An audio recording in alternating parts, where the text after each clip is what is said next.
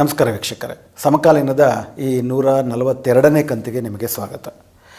ಚಿಕ್ಕಮಗಳೂರು ಜಿಲ್ಲೆಯ ಬಾಬಾಬುಡನ್ ಗಿರಿನಲ್ಲಿ ಇರುವಂತಹ ಬಾಬಾಬುಡನ್ ದರ್ಗಾ, ಅದರ ಪೂರ್ತಿ ಹೆಸರು ಶ್ರೀ ಗುರು ದತ್ತಾತ್ರೇಯ ಸ್ವಾಮಿ ಬಾಬಾಬುಡನ್ ದರ್ಗಾ. ಅದು ಆ ದರ್ಗಾ ವಿವಾದ ಸುಮಾರು 1975ರಿಂದ ಪ್ರಾರಂಭಗೊಂಡು 1990ರಲ್ಲಿ ಇನ್ನೂ ವಿಶೇಷವಾಗಿ ಸಂಘ ಪರಿವಾರ ವಿಷಯನೆಲ್ಲ ಕೈಗೆತ್ತಿಕೊಂಡ ಮೇಲೆ ಒಂದು ದೊಡ್ಡ ವಿವಾದವಾಗಿದೆ. ಆ ವಿವಾದದ ಬಗ್ಗೆ ಇತ್ತೀಚೆಗೆ ಅದು ಸುಪ್ರೀಂ ಕೋರ್ಟ್ ತನಕ 2 ಸತಿ ಸುಪ್ರೀಂ ಕೋರ್ಟ್ಗೆ ಹೋಗಿ ಬಂತು. ಈಗ ಇತ್ತೀಚೆಗೆ ಕರ್ನಾಟಕ ಸರ್ಕಾರ ಅದರ ಬಗ್ಗೆ ತಗೊಂಡಂಥ ತೀರ್ಮಾನದ ಬಗ್ಗೆ ಮೊನ್ನೆ ಸೆಪ್ಟೆಂಬರ್ 28ನೇ ತಾರೀಕು 2021 ಸೆಪ್ಟೆಂಬರ್ 28ನೇ ತಾರೀಕು ಹೈಕೋರ್ಟು ಅದರ ಬಗ್ಗೆ ಒಂದು ಆದೇಶವನ್ನು ನೀಡಿದೆ.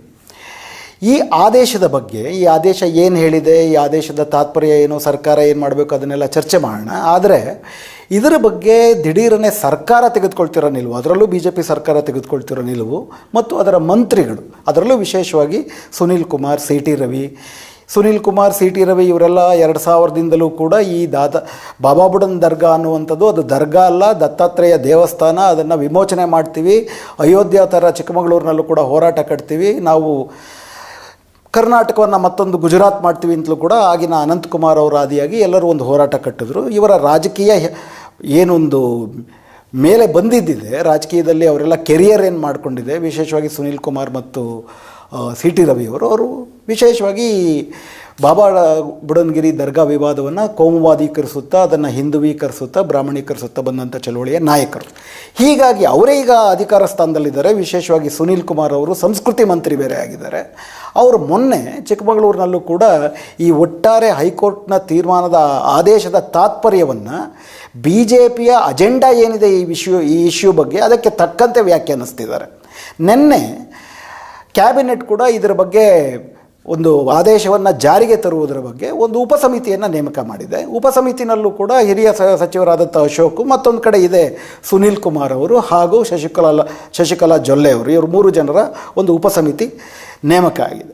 ಈಗ ಸರ್ಕಾರ ಏನು ಮಾಡುತ್ತೆ, ಏನು ಮಾಡಬೇಕು ಸರ್ಕಾರದ ಹೈಕೋರ್ಟ್ನ ಆದೇಶದ ಪ್ರಕಾರ ಅನ್ನೋದು ತುಂಬ ಮುಖ್ಯವಾದಂಥ ವಿಷಯ. ಆದರೆ BJP ಸರ್ಕಾರ ಮತ್ತು BJP ಮಂತ್ರಿಗಳು ಅದನ್ನು ತಮಗೆ ಬೇಕಾದಂತೆ ತಿರುಚುತ್ತಿರೋದು ನೋಡಿದ್ರೆ ಇದರ ಬಗ್ಗೆ ಒಂದು ಆತಂಕವೂ ಕೂಡ ಹುಟ್ಟೋದು ಸಹಜವಾಗಿದೆ. ಹೀಗಾಗಿ ಈ ಕೋರ್ಟ್ ಏನು ಹೇಳಿದೆ, ಸರ್ಕಾರ ಏನು ಮಾಡಬೇಕು ಅನ್ನೋದ್ರ ಚರ್ಚೆ ಮಾಡೋದ್ರ ಬಗ್ಗೆ ಅದನ್ನು ಮಾಡುವುದಕ್ಕೆ ಮುಂಚೆ ಈ ವಿವಾದವನ್ನು ಸ್ವಲ್ಪ ಪರಿಚಯ ಮಾಡ್ಕೊಳ್ಳೋಣ. ಈ ಕರ್ನಾಟಕದಲ್ಲಿರೋ ಬಹುಪಾಲು ಜನರಿಗೆ ಈ ವಿವಾದದ ಪರಿಚಯ ಇದೆ.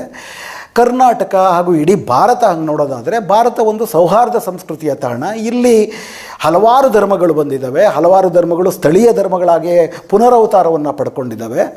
ಇಲ್ಲಿದ್ದಂತೂ ಕೇವಲ ಒಂದು ಬ್ರಾಹ್ಮಣ ಧರ್ಮ ಅನ್ನುವಂಥದ್ದು ಕೂಡ ಆ ಥರ ಎಲ್ಲ, ಬ್ರಾಹ್ಮಣರಲ್ಲೂ ಕೂಡ ಹಲವಾರು ಧರ್ಮಗಳಿದ್ದಾವೆ. ಹಿಂದೂ ಅಂತ ಹೇಳುವಂಥ ಒಂದು ಬ್ರಾಡ್ ಅಂತ ಹಿಂದೂ ಅಂತ ಹೇಳ್ಬೋದಾದರೂ ಕೂಡ ಅದರಲ್ಲಿ ಹಲವಾರು ಧಾರೆಗಳಿದ್ದಾವೆ, ಹಲವಾರು ಬೇರೆ ಬೇರೆಯಾದಂಥ ಆಧ್ಯಾತ್ಮಿಕ ಸಿದ್ಧಾಂತಗಳಿದ್ದಾವೆ.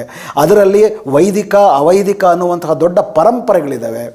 ಅವರವರ ರೀತಿ ರಿಚುವಲ್ಸ್ಗಳು ಕೂಡ ಬೇರೆ ಇದ್ದಾವೆ. ಅದಾದಮೇಲೆ 1200-1300 ವರ್ಷದಿಂದ ಇಸ್ಲಾಂ ಈ ದೇಶವನ್ನು ಪ್ರವೇಶ ಮಾಡಿದಾಗ ಅದು ಈ ದೇಶದಲ್ಲಿರುವಂತಹ ಅವೈದಿಕವಾದಂಥ ಸಿದ್ಧಾಂತಗಳು, ಶ್ರದ್ಧೆಗಳು, ಪರಂಪರೆಗಳ ಜೊತೆ ಬೆರೆತೋಗಿ, ಅದರಲ್ಲೂ ವಿಶೇಷವಾಗಿ ಅವಧೂತ ಪರಂಪರೆಗಳು, ನಾಥಪಂಥ, ಸಿದ್ಧಪಂಥ ಇವುಗಳ ಜೊತೆ ಬೆರೆತು ಅದು ಹೊಸ ಬಗೆಯಾದಂಥ ಭಾರತೀಯವೇ ಆದಂಥ ಹೊಸ ಬಗೆಯ ಒಂದು ಸಂಸ್ಕೃತಿಯನ್ನು, ದರ್ಗಾ ಸಂಸ್ಕೃತಿಯನ್ನು ಕೂಡ ಹುಟ್ಟಾಕಿದ್ದಾವೆ.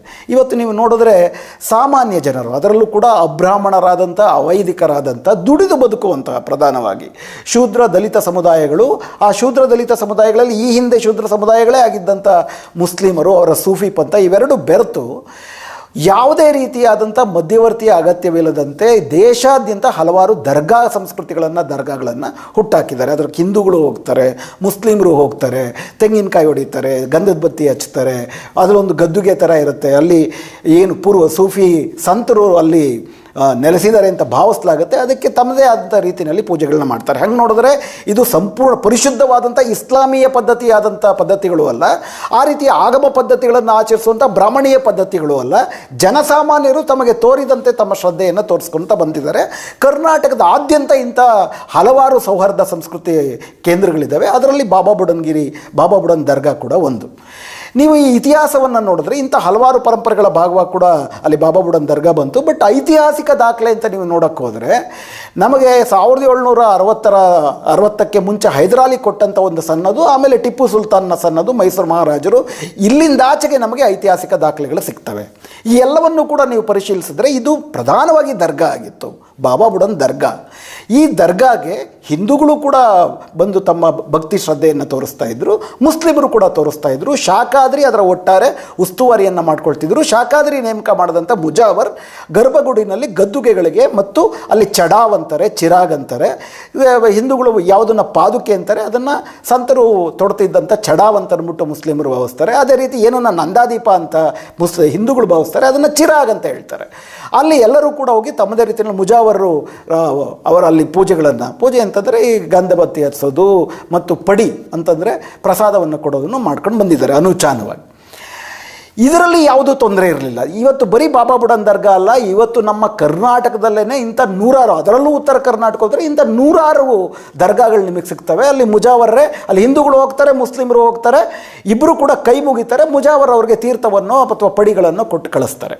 ಇದಕ್ಕೇನು ದೊಡ್ಡ ವಿವಾದ ಇರಲಿಲ್ಲ. ಆದರೆ ಸ್ವಾತಂತ್ರ್ಯೋತ್ತರ ಭಾರತದಲ್ಲಿ ನಾವು ಎದುರುಗೊಂಡಂಥ ಅತಿ ದೊಡ್ಡ ಸಮಸ್ಯೆ ಏನಪ್ಪ ಅಂತಂದರೆ, ಪರಿಶುದ್ಧ ಇಸ್ಲಾಮನ್ನು ನಾವು ಇಸ್ಲಾಮಿ ಕೇಂದ್ರಗಳು ಅಂತ ಅಂದ್ಬಿಡ್ಬೋದು. ಪರಿಶುದ್ಧ ಬ್ರಾಹ್ಮಣೀಯ ಆಗಮ ಪದ್ಧತಿ ಪೂಜೆಗಳು ಮಾಡೋದನ್ನ ನೀವು ಒಂದು ರೀತಿಯಲ್ಲಿ ಹಿಂದೂ ಅಂತ ಪರಿಗಣಿಸ್ಬಿಡ್ಬೋದು. ಆದರೆ ಪರಿಶುದ್ಧ ಆಗಮ ಪದ್ಧತಿಯೂ ಇಲ್ಲದಿರ, ಪರಿಶುದ್ಧ ಇಸ್ಲಾಮಿಯವೂ ಇಲ್ಲದಂಥ ಜನ ತಮ್ಮಂತೆ ತಾವೇ ತಮಗೆ ತೋಚಿದಂಥ ರೀತಿಯಲ್ಲಿ ದೇವರನ್ನು ಆರಾಧಿಸುವಂತಹ, ಶ್ರದ್ಧೆಯನ್ನು ತೋರುವಂತಹ ಶ್ರದ್ಧಾ ಕೇಂದ್ರಗಳನ್ನು ಹಿಂದೂ ಅಥವಾ ಮುಸ್ಲಿಂ ಅಂತ ವಿಂಗಡಣೆ ಮಾಡೋಕ್ಕೆ ಬರೋದಿಲ್ಲ. ನಮ್ಮ ಭಾರತದ ಸೌಹಾರ್ದ ಪರಂಪರೆಗೆ ಆ ರೀತಿ ವಿಂಗಡಣೆ ಮಾಡುವಂತಹ ನಮ್ಮ ಸಂವಿಧಾನದಲ್ಲೋ ನಮ್ಮ ಕಾನೂನಲ್ಲೋ ಆ ರೀತಿಯ ಸಾಮರ್ಥ್ಯವೂ ಕೂಡ ಇರಲಿಲ್ಲ. ಆದ್ದರಿಂದ 1960ರ ದಶಕದಲ್ಲಿ ಇಸ್ಲಾಮೀಯ ಪದ್ಧತಿಗಳಲ್ಲಿ ಇರುವಂತಹ ಇಸ್ಲಾಮಿಕ್ ಕೇಂದ್ರಗಳನ್ನು ವಕ್ಫ್ ಬೋರ್ಡ್ಗೆ ಸೇರಿಸಬೇಕು ಅನ್ನುವಂಥ ಒಂದು ಹೊಸ ಕಾನೂನು ಬಂದಾಗ ಕರ್ನಾಟಕದಲ್ಲಿ ಯಾವ್ಯಾವುದು ಇಸ್ಲಾಮಿಕ್ ಶ್ರದ್ಧಾ ಕೇಂದ್ರಗಳು ಅಂತ ಅಂದ್ಬಿಟ್ಟು ಪಟ್ಟಿ ಮಾಡಲಾಗ್ತಾ ಹೋಗುತ್ತೆ. ಆಗ ದೊಡ್ಡ ಪ್ರಶ್ನೆ ಏನು ಬರುತ್ತೆ ಅಂದರೆ, ಈ ಬಾಬಾ ಬುಡನ್ ದರ್ಗಾವನ್ನು ಏನಂತ ಪರಿಗಣಿಸಬೇಕು? ಇಲ್ಲಿ ಹಿಂದೂಗಳು ಹೋಗ್ತಾರೆ ಅಂದರೆ ಬರೀ ಬಾಬಾ ಬುಡನ್ ದರ್ಗಾ ಅಲ್ಲ, ಈ ಥರ ದರ್ಗಾ ಸಂಸ್ಕೃತಿಯನ್ನು ಹಿಂದೂ ಮುಸ್ಲಿಮರು ಇಬ್ಬರೂ ಕೂಡ ಅಲ್ಲಿ ತಮ್ಮ ಭಕ್ತಿಯನ್ನು ತೋರಿಸ್ತಾರೆ. ಮುಜಾವರ ಆ ಇಬ್ಬರಿಗೂ ಕೂಡ ತೀರ್ಥ ಪ್ರಸಾದವನ್ನು ಕೊಡ್ತಾರೆ. ಇಂಥ ಒಂದು ಶ್ರದ್ಧಾ ಕೇಂದ್ರವನ್ನು, ಇಸ್ಲಾಮಿಯವೂ ಅಲ್ಲದ ಹಿಂದೂವೂ ಅಲ್ಲದ ಶ್ರದ್ಧಾ ಕೇಂದ್ರವನ್ನು ಏನಂತ ಪರಿಗಣಿಸಬೇಕು ಅನ್ನೋ ಚರ್ಚೆ ಬಂತು. ಆದರೆ ಅಲ್ಲಿ ಪ್ರಧಾನವಾಗಿ ಶಾಖಾದ್ರಿ ಒಬ್ಬರು ಮುಸ್ಲಿಮರು, ಮುಜಾವರ್ ಒಬ್ಬ ಮುಸ್ಲಿಮರಾದ್ರಿಂದ ವಕ್ಫ್ ಬೋರ್ಡ್ ಏನು ಮಾಡ್ತು, ಇದು ವಕ್ಫ್ಗೆ ಸೇರಬೇಕು ಅನ್ನುವಂತಹ ಒಂದು ಆದೇಶವನ್ನು ಹೊರಡಿಸ್ತು. ಆಗ 1974ರ ಸಂದರ್ಭದಲ್ಲಿ ಇದಾಯಿತು. ಆಗ ಬಂದ ಆತಂಕ ಏನಪ್ಪ ಅಂದರೆ, ಒಂದು ಸತಿ ಅದು ಇಸ್ಲಾಮಿಕ್ ವಕ್ಫ್ನ ನಿಯಂತ್ರಣದಲ್ಲಿರುವ ಶ್ರದ್ಧಾ ಕೇಂದ್ರ ಆಗಿಬಿಟ್ರೆ ಹಿಂದೂಗಳು, ಲಕ್ಷಾಂತರ ಹಿಂದೂಗಳು ಹೋಗ್ತಾರಲ್ಲ, ಸಾಮಾನ್ಯ ಹಿಂದೂಗಳು, ಶೂದ್ರ ದಲಿತ ಸಮುದಾಯಕ್ಕೆ ಸೇರಿದವರು, ಅಲ್ಲಿ ಬ್ರಾಹ್ಮಣೀಯ ಆಲೋಚನೆ ಉಳ್ಳವರು ಯಾವತ್ತೂ ಕೂಡ ಅಲ್ಲಿಗೆ ಇತ್ತೀಚಿನವರೆಗೂ ಕೂಡ ಹೋಗಿರಲಿಲ್ಲ. ಆದರೆ ಅವರು ಕೂಡ ಹೋಗುವುದಕ್ಕೆ, ಅಂದರೆ ಶೂದ್ರ ದಲಿತಾದಿಗಳು ಕೂಡ ಅಲ್ಲಿಗೆ ಹೋಗುವುದಕ್ಕೆ ತಡೆ ಆಗಿಬಿಡುತ್ತದೆ ಅಂತೇಳಿ 1975ರಲ್ಲಿ ಚಿಕ್ಕಮಗಳೂರಿನ ಡಿಸ್ಟ್ರಿಕ್ಟ್ ಕೋರ್ಟ್ನಲ್ಲಿ ಒಂದು ದಾವೆ ದಾಖಲಾಗುತ್ತೆ. ನಾಗರಾಜ್ ರಾವ್ ಅನ್ನೋರು ಆ ದಾವೆಯನ್ನು ದಾಖಲೆ ಮಾಡಿ, ಅಹವಾಲು ಏನಿದೆಯಪ್ಪ ಅಂತಂದರೆ, ಇದು ವಕ್ಫ್ ಬೋರ್ಡ್ಗೆ ಸೇರಿಬಿಟ್ರೆ ಹಿಂದೂಗಳು ಅಲ್ಲಿಗೆ ಹೋಗುವ ಮತ್ತು ತಮ್ಮ ಶ್ರದ್ಧೆಯನ್ನು ತೋರಿಸುವ ಅವಕಾಶವನ್ನು ನಿರಾಕರಿಸಿದಂಗೆ ಆಗುತ್ತೆ. ಆದ್ದರಿಂದ ಇದನ್ನು ಮುಜರಾಯಿ ಇಲಾಖೆಯಲ್ಲಿ ಉಳಿಸಬೇಕು ಮತ್ತು ವಕ್ಫ್ನ ಅಧೀನಕ್ಕೆ ಕೊಡಬಾರದು ಅನ್ನುವಂಥ ಒಂದು ದಾವೆ ಅದರ ತಾತ್ಪರ್ಯ. ಅದರ ಅರ್ಥ ಅಲ್ಲಿ ಮುಜಾವರನ್ನು ಕಿತ್ತಾಕ್ಬೇಕಂತ ಗೋರಿಗಳನ್ನ ಕಿತ್ತಾಕ್ಬೇಕಂತಾಗಲಿ ಅದು ಯಾವುದೂ ಅಲ್ಲ. ಆ ಮೂಲ ಅಹವಾಲನ್ನ OS 25/78 ಅಂತ ತುಂಬ ಫೇಮಸ್ ಆದಂಥ, ತುಂಬ ಪ್ರಖ್ಯಾತವಾದಂಥ ಪ್ರಕರಣ ಅದು. ಅದರಲ್ಲಿ ಅಹವಾಲಿದ್ದದ್ದು ಹಿಂದೂ ಮತ್ತು ಮುಸ್ಲಿಮರಿಬ್ಬರಿಗೂ ಕೂಡ ಸಮಾನ ಪ್ರವೇಶಾವಕಾಶ ಮತ್ತು ಶ್ರದ್ಧೆಯನ್ನು ತೋರಿಸುವ ಅವಕಾಶಗಳನ್ನ ಇರಬೇಕು. ಅಲ್ಲಿ ಪೂಜಾರಿ ಯಾರಾಗಿರಬೇಕು, ಅರ್ಚಕ ಯಾವ ರೀತಿ ಪೂಜಾ ಪದ್ಧತಿಗಳಿರಬೇಕು ಅನ್ನೋದು ಯಾವುದು ಕೂಡ ಆ ಪ್ರಕರಣದ ವಸ್ತುವೇ ಆಗಿರಲಿಲ್ಲ. ಇದರ ಬಗ್ಗೆ ವಕ್ಫ್ ಅದನ್ನು ವಿರೋಧಿಸುತ್ತೆ. ಆದರೆ 1980ರಲ್ಲಿ ಚಿಕ್ಕಮಗಳೂರಿನ ಕೋರ್ಟು, 1991ರಲ್ಲಿ ಕರ್ನಾಟಕ ಹೈಕೋರ್ಟು ಮತ್ತು 1991ರ ಮೇನಲ್ಲೇ ಸುಪ್ರೀಂ ಕೋರ್ಟು ಕೂಡ ಏನನ್ನು ಎತ್ತಿ ಹಿಡಿಯುತ್ತೆ ಅಂತಂದರೆ, ಬಾಬಾ ಬುಡನ್ ದರ್ಗಾ ಅಂತ ಏನು ಕರೀತದೆ, ಅದರ ಒಟ್ಟಾರೆ ಶ್ರೀ ಗುರು ದತ್ತಾತ್ರೇಯ ಸ್ವಾಮಿ ಬಾಬಾ ಬುಡನ್ ದರ್ಗಾ ಏನಿದೆ, ಇದು ಒಂದು ಅಪೂರ್ವವಾದಂಥ, ಇದು ಹೈಕೋರ್ಟು ಮತ್ತು ಸುಪ್ರೀಂ ಕೋರ್ಟ್ ಎತ್ತಿ ಹಿಡಿದಿರುವಂಥ ಮಾತು, ಅಪೂರ್ವವಾದಂಥ ಸೌಹಾರ್ದ ಸಂಸ್ಕೃತಿಯ ಶ್ರದ್ಧಾ ಕೇಂದ್ರ. ಇದು ಒಂದು ದರ್ಗಾ. ಇಲ್ಲಿ ಶಾಖಾದ್ರಿಯವರು ಅದರ ಒಟ್ಟಾರೆ ಮುಖ್ಯಸ್ಥರಾಗಿರ್ತಾರೆ. ಶಾಖಾದ್ರಿ ನೇಮಕ ಮಾಡುವಂತಹ ಮುಜಾವರ್ ಅವರು ಅಲ್ಲಿ ಗರ್ಭಗುಡಿನಲ್ಲಿ ಹೋಗ್ಬಿಟ್ಟು ಎಲ್ಲ ಭಕ್ತಾದಿಗಳಿಗೂ ಕೂಡ ಬೇಕಾದಂಥ ಪೂಜೆಗಳನ್ನು ಮಾಡಿ ಕೊಡ್ತಾರೆ. ಇದು ಇದೇ ರೀತಿಯೇ ಮುಂದುವರ್ಕೊಂಡು ಹೋಗಬೇಕು, ಇದು ವಕ್ಫ್ ಬೋರ್ಡ್ಗೆ ಸೇರಬಾರ್ದು ಅನ್ನೋದು ಅದರ ಆದೇಶ. ಅಂದರೆ ಪೂಜಾ ಪದ್ಧತಿಯ ಬಗ್ಗೆ ಮತ್ತು ಆ ಶ್ರದ್ಧಾ ಕೇಂದ್ರದ ಬಗ್ಗೆ 1991 ಇದು ಸುಪ್ರೀಂ ಕೋರ್ಟು ಕೂಡ ಹೋಗಿ ತುಂಬ ಸ್ಪಷ್ಟವಾಗಿ ಹೇಳಿರೋದು, ಇದು ಒಂದು ದರ್ಗಾದ ಆಡಳಿತಾತ್ಮಕ ಮುಖ್ಯಸ್ಥರು ಶಾಖಾದ್ರಿಯವರು ಮತ್ತು ಶಾಖಾದ್ರಿಯವರು ನೇಮಕ ಮಾಡಿರುವಂಥ ಬುಜಾವರ್ ಅವರು ಅಲ್ಲಿ ಈ ರೀತಿಯಾದಂಥ ಇಬ್ಬರಿಗೂ, ಹಿಂದೂ ಮುಸ್ಲಿಮರಿಬ್ಬರಿಗೂ ಕೂಡ ತಮ್ಮ ಶ್ರದ್ಧೆಯನ್ನು ತೋರುವುದಕ್ಕೆ ಅವಕಾಶವನ್ನು ಕೊಡ್ತಾರೆ, ಗರ್ಭಗುಡಿಗೆ ಪ್ರವೇಶನೂ ಇರ್ತದೆ, ಮುಜಾವರ್ ಅವರ ಪರವಾಗಿ ಮಾಡಿಕೊಡ್ತಾರೆ ಎನ್ನುವುದು ತೀರ್ಮಾನಗೊಂಡಂಥ ಒಂದು ತೀರ್ಪಾಗಿತ್ತು. ಸುಪ್ರೀಂ ಕೋರ್ಟ್ ತನಕ ಹೋಗಿ ಸುಪ್ರೀಂ ಕೋರ್ಟ್ ಕೂಡ ಇದನ್ನು ಎತ್ತಿಡ್ದಿತ್ತು. ವಕ್ಫ್ ಬೋರ್ಡ್ ಇದರಲ್ಲಿ ಸೋಲ್ತು. ಆದರೆ 1984 ನಂತರ ಮತ್ತೊಂದು ಪ್ರಕರಣ ಪ್ರಾರಂಭ ಆಗಿ ಈಗ ವಕ್ಫ್ ಬೋರ್ಡ್ಗೆ ಅದು ಸೇರಿದಿರೋ ಮುಜರಾಯಿಗೆ ವಾಪಸ್ ಬಂದಾಗ ಆಗಲೂ ಕೂಡ ಶಾಖಾದ್ರಿಗೇ 1984 ಅಲ್ಲಿ ಉರುಸ್ ನಡೀತಿದ್ದಾಗ ಉರುಸ್ ಮೇಲೆ ತೆರಿಗೆಯನ್ನು ವಸೂಲಿ ಮಾಡುವ ಹಕ್ಕು ಶಾಖಾದ್ರಿಗೆ ಇದೆಯಾ ಇಲ್ವಾ ಅನ್ನೋ ಒಂದು ಪ್ರಕರಣ ಮತ್ತೆ ಹೈಕೋರ್ಟ್ಗೆ ಹೋಗಿ ಹೈಕೋರ್ಟು ಒಂದು ಆದೇಶವನ್ನು ಕೊಡುತ್ತೆ. ಏನಪ್ಪ ಅಂತಂದರೆ, ಈ ಧಾರ್ಮಿಕ ದತ್ತಿ ಇಲಾಖೆಯ ಡಿಸ್ಟ್ರಿಕ್ಟ್ ಮುಜರಾಯಿ ಆಫೀಸರ್ ಯಾರಿದ್ದಾರೆ, ಚಿಕ್ಕಮಗಳೂರಿನ ಜಿಲ್ಲಾಧಿಕಾರಿಯವರು, ಅವರು ಈ ರೀತಿ ಅಂಗಡಿಗಳ ಮೇಲೆ ತೆರಿಗೆಯನ್ನು ಕಲೆಕ್ಟ್ ಮಾಡುವ ಹಕ್ಕು ಯಾರಿಗೆ ಇರಬೇಕು ಅನ್ನೋದನ್ನು 1975 ಮುಂಚೆ ಯಾರದನ್ನು ಮಾಡ್ತಾಯಿದ್ರು, ಯಾವ ರೀತಿಯ ಆಚರಣಾ ಇತ್ತು ಅನ್ನೋದ್ರ ಬಗ್ಗೆ ಕೂಲಂಕುಷವಾದಂಥ ತನಿಖೆಯನ್ನು ಮಾಡಿ ಶಾಖಾದ್ರಿಯನ್ನು ಅಲ್ಲಿರೋರೆಲ್ಲರನ್ನೂ ಕೂಡ ಪ್ರಕರಣವನ್ನು ವಿಚಾರಿಸಿ ಸಾರ್ವಜನಿಕ ವಿಚಾರಣೆಯನ್ನು ಮಾಡಿ ಅದರ ಬಗ್ಗೆ ಒಂದು ರೆಕಮೆಂಡೇಷನ್ನ ಎಂಡೋಮೆಂಟ್ ಕಮಿಷನರ್ಗೆ ಕೊಡಬೇಕು. ಎಂಡೋಮೆಂಟ್ ಕಮಿಷನರ್ ಅದನ್ನು ಆಧರಿಸಿ ಒಂದು ತೀರ್ಪನ್ನು ಕೊಡಬೇಕು ಅಂತ ಅಂದ್ಬಿಟ್ಟು ಹೈಕೋರ್ಟ್ ಆದೇಶ ಕೊಡ್ತು. ಅದರಂತೆ ಡಿಸ್ಟ್ರಿಕ್ಟ್ ಮುಜರಾಯಿ ಆಫೀಸರ್ ಮೊದಲು AC, ಅದಾದಮೇಲೆ DC ಅವರಿಬ್ಬರು ಕೂಲಂಕುಷವಾದಂಥ ಸಾರ್ವಜನಿಕ ವಿಚಾರಣೆಯನ್ನು ನಡೆಸಿ ಅದರ ಆಧರಿಸಿ ಎಂಡೋಮೆಂಟ್ ಕಮಿಷನರ್ಗೆ ತಮ್ಮ ರೆಕಮೆಂಡೇಷನ್ನ ಕೊಡ್ತಾರೆ. ಎಂಡೋಮೆಂಟ್ ಕಮಿಷನರ್ ಅವರು 1989 ಫೆಬ್ರವರಿ 25 ಮತ್ತೊಮ್ಮೆ ಇಲ್ಲಿದ್ದಂಥ ಪೂಜಾ ವಿಧಾನಗಳೇನು ಅನ್ನೋದ್ರ ಬಗ್ಗೆ ಒಂದು ಕೋಡನ್ನು ಮಾಡ್ತಾರೆ, ಅದನ್ನು ಕೋಡಿಫೈ ಮಾಡ್ತಾರೆ. ಅದು ಕೂಡ ಹೇಳೋದೇನಪ್ಪ ಅಂದರೆ 1989 ಫೆಬ್ರವರಿ 25 ಎಂಡೋಮೆಂಟ್ ಕಮಿಷನರ್ ಅವರ ತೀರ್ಪು ತುಂಬ ಸ್ಪಷ್ಟವಾಗಿ ಹೇಳೋದೇನಪ್ಪ ಅಂದರೆ, ಇದು ಒಂದು ದರ್ಗಾ, ಶಾಖಾದ್ರಿ ಅದರ ಆಡಳಿತಾತ್ಮಕ ಮುಖ್ಯಸ್ಥ, ಶಾಖಾದ್ರಿ ನೇಮಕ ಮಾಡುವಂತಹ ಮುಜಾವರ್ ಅವರು ಗರ್ಭಗುಡಿನಲ್ಲಿ ಪ್ರತಿ ದಿವಸ ಹೋಗಿ ಅಲ್ಲಿ ಲೋಬಾನವನ್ನು ಹಾಕುವುದು, ಚಿರಾಗವನ್ನು ಉರಿಸುವಂಥದ್ದು ಮತ್ತು ಬಂದವರಿಗೆ ಗಂಧವನ್ನು ಕೊಡುವಂಥದ್ದು, ಪಡಿಯನ್ನು ಕೊಡುವುದನ್ನು ಮಾಡ್ತಾರೆ. ಪ್ರತಿ ವರ್ಷ ಅಲ್ಲಿ ಸಾರ್ವಜನಿಕವಾಗಿ ಉರುಸು ನಡೀತದೆ ಅನ್ನೋದನ್ನು ಕೋಡಿಫೈ ಮಾಡ್ತಾರೆ. ಇದನ್ನು 2003 ತನಕ ಯಾರೂ ಪ್ರಶ್ನಿಸಿರೋದಿಲ್ಲ. 1990 ದಶಕದಲ್ಲಿ ರಾಮ ಜನ್ಮಭೂಮಿ ವಿವಾದ ಇಡೀ ದೇಶಾದ್ಯಂತ ಭುಗಿಲೆಳ್ತಿದ್ದಂಗೆ ಎಲ್ಲೆಲ್ಲಿ ಈ ರೀತಿಯ ಸೌಹಾರ್ದ ಸಂಸ್ಕೃತಿಗಳಿತ್ತೋ, ಅಂದರೆ ಹಿಂದೂಗಳು ಮುಸ್ಲಿಮರು ಇಬ್ಬರೂ ನಡೆದುಕೊಳ್ಳುವಂತಹ ಕೇಂದ್ರಗಳಿತ್ತೋ, ಅವೆಲ್ಲವನ್ನೂ ಕೂಡ ಸಂಘ ಪರಿವಾರದ ಸಿದ್ಧಾಂತಿಗಳು, ಇದು ಈ ಹಿಂದೆ ದೇವಸ್ಥಾನ ಆಗಿತ್ತು, ಇಸ್ಲಾಮಿಕ್ ರಾಜರು ಅದರ ಮೇಲೆ ಆಕ್ರಮಣ ಮಾಡಿ ಅದರ ಧಾರ್ಮಿಕ ಸ್ವರೂಪವನ್ನು ಬದಲು ಮಾಡಿಬಿಟ್ಟಿದ್ದಾರೆ, ಆದ್ದರಿಂದ ದೇಶದಲ್ಲಿರುವ ಎಲ್ಲೆಲ್ಲಿ ಮಸೀದಿಗಳಿದೆಯೋ, ಎಲ್ಲೆಲ್ಲಿ ದರ್ಗಾಗಳಿದೆಯೋ ಅವೆಲ್ಲವೂ ಕೂಡ ನಾವು ವಿಮೋಚನೆ ಮಾಡ್ತೀವಿ ಅನ್ನುವಂಥ ಒಂದು ಚಳುವಳಿ ದೇಶಾದ್ಯಂತ ಶುರು ಮಾಡಿದ್ರು. ರಾಮ ಜನ್ಮಭೂಮಿ ಬಾಬ್ರಿ ಮಸೀದಿ ವಿವಾದ ಅದರ ಭಾಗವಾದದ್ದೇ. ಅದರ ಭಾಗವಾಗಿ ಕರ್ನಾಟಕದಲ್ಲೂ ಕೂಡ ಈ ಬಾಬಾಬುಡನ್ ದರ್ಗಾ ಏನಿದೆ ಅದು ದತ್ತಪೀಠ ದೇವಸ್ಥಾನ, ಅದು ಆಗಮ ಪದ್ಧತಿನಲ್ಲಿ ಪೂಜೆ ಆಗಬೇಕು. ಅದನ್ನು ಟಿಪ್ಪು ಸುಲ್ತಾನ್ ಕಾಲದಲ್ಲಿ ಆಕ್ರಮಣ ಮಾಡಿ ಅದರ ಧಾರ್ಮಿಕ ಶ್ರದ್ಧಾ ಕೇಂದ್ರವನ್ನು ಬದಲಾಯಿಸಿಬಿಟ್ಟಿದೆ. ಆದ್ದರಿಂದ ರಾಮ ಜನ್ಮಭೂಮಿ ಥರ ನಾವು ಬಾಬಾಬುಡನ್ ದರ್ಗಾವನ್ನು ಕೂಡ ವಿಮೋಚನೆ ಮಾಡ್ತೀವಿ ಅನ್ನುವಂಥ ಒಂದು ಹೋರಾಟ ಮಾಡಿಕೊಂಡು ಇವತ್ತು CT ರವಿ ಅವರು, ಸುನೀಲ್ ಕುಮಾರ್ ಅವರು, ಅವರೆಲ್ಲರೂ ಕೂಡ ಅದನ್ನು ಚಳುವಳಿ ಅಂತ ಕರಿಬಹುದಾದರೆ ಆ ಚಳುವಳಿಯ ನಾಯಕರಾಗಿ ದೊಡ್ಡ ಮಟ್ಟದಲ್ಲಿ ಹಿಂದೂ ಓಟುಗಳನ್ನ ಧ್ರುವೀಕರಿಸಿ ಅವರ ರಾಜಕೀಯ ಕೆರಿಯರ್ಗಳನ್ನ ಮಾಡಿಕೊಂಡ್ರು. ಅದಿರಲಿ. ಇದರ ಬಗ್ಗೆ 2003 ತನಕ ಏನು ಪ್ರಶ್ನೆ ಇರಲ್ಲ. 2003ನೇ ಇಸ್ವಿನಲ್ಲಿ ಇದರ ಬಗ್ಗೆ ದತ್ತಪೀಠ ಸಂವರ್ಧನಾ ಸಮಿತಿ ಎನ್ನುವಂತಹ ಒಂದು ಸಂಸ್ಥೆ 1989ರಲ್ಲಿ ಎಂಡೋಮೆಂಟ್ ಕಮಿಷನರ್ ಅವರು ಏನಿದನ್ನು ದರ್ಗಾ ಅಂತ ತೀರ್ಮಾನ ಮಾಡಿದ್ರು ಅದು ಹಿಂದೂಗಳ ಭಾವನೆಗೆ ಧಕ್ಕೆ ತರ್ತದೆ. ಅದರ ಹಿಂದೆ AC ಕೊಟ್ಟಿದ್ದ ತೀರ್ಮಾನದಲ್ಲಿ ಅಲ್ಲಿ ಅರ್ಚಕರನ್ನು ನೇಮಕ ಮಾಡಬೇಕು ಅಂತಿತ್ತು.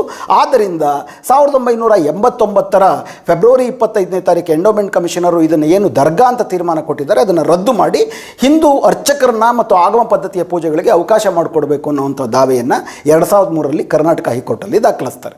ಅದನ್ನು 2007 ಫೆಬ್ರವರಿ 14 ಫೈಸಲ್ ಮಾಡುವಂತಹ ಜಡ್ಜ್ ರಮೇಶ್ ಅವರ ತೀರ್ಮಾನ ಏನು ಹೇಳುತ್ತಪ್ಪ ಅಂದರೆ 89ರ ಎಂಡೋಮೆಂಟ್ ಕಮಿಷನರ್ ತೀರ್ಮಾನವನ್ನು ನಾವು ಬದಿಗಿಡ ಸರಿಸ್ತೀವಿ. ಈಗ ಮತ್ತೊಮ್ಮೆ ಎಂಡೋಮೆಂಟ್ ಕಮಿಷನರ್ ಅವರು ಮತ್ತೊಮ್ಮೆ ಸಾರ್ವಜನಿಕ ವಿಚಾರಣೆಯನ್ನು ಮಾಡಿ ಐತಿಹಾಸಿಕವಾದಂಥ ಮತ್ತು ಪುರಾತತ್ವ ದಾಖಲೆಗಳನ್ನೆಲ್ಲ ಪರಿಶೀಲಿಸಿ ಈ ಹಿಂದೆ ಅಲ್ಲಿ ಹಿಂದೂ ಅರ್ಚಕರು ಇದ್ದರು ಅಂತ ಒಂದು ಸಾಬೀತಾದರೆ ಅದಕ್ಕೆ ತಕ್ಕಂತೆ ಅಲ್ಲಿ ಹಿಂದೂ ಅರ್ಚಕರನ್ನ ನೇಮಕ ಮಾಡಬೇಕು ಅಂತೇಳಿ ಆದೇಶ ಕೊಡ್ತಾರೆ. ಇದರಲ್ಲೂ ಕೂಡ ಈಗಾಗಲೇ ಅಲ್ಲಿರೋ ಮುಜಾವರನ್ನ ತೆಗೆದಾಕಬೇಕು ಅಂತಾಗಲಿ, ಗೋರಿಗಳನ್ನ ಕಿತ್ತಾಕಬೇಕಂತಾಗಲಿ ಆ ಥರದ್ದು ಯಾವುದೂ ಅಹವಾಲಲ್ಲೂ ಇರಲಿಲ್ಲ. ಮತ್ತು ಎರಡನೇದಾಗಿ ಆ ಥರ ತೀರ್ಮಾನವೂ ಇರಲಿಲ್ಲ.